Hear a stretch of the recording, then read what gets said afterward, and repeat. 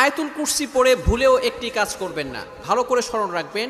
আয়াতুল কুরসি পড়ে আমরা যে ভুল কাজটা করে থাকি, আয়াতুল কুরসি হচ্ছে পবিত্র কোরআনুল কারীমের ভিতরে সর্বশ্রেষ্ঠ আয়াত হচ্ছে আয়াতুল কুরসি। সূরার ভিতরে সর্বশ্রেষ্ঠ সূরা হচ্ছে সূরা ফাতিহা, সূরা ইয়াসিন, সূরা বাকারা। তবে আয়াতের ভিতরে সর্বশ্রেষ্ঠ আয়াত হচ্ছে আয়াতুল কুরসি। 3 নম্বর পারার 1 নম্বর পৃষ্ঠা সূরা বাকারার 255 নম্বর আয়াত। এই আয়াতটি এতটা ফজিলতপূর্ণ আয়াত, আল্লাহু লা ইলাহা ইল্লাহু আল হাইয়ুল কাইয়্যুম। এই আয়াতের ভিতরে আল্লাহ তাআলার 2টি চমৎকার নাম আছে। এই নামকে বলা হয় ইসমে আজম, আল হাইয়ুল কাইয়্যুম।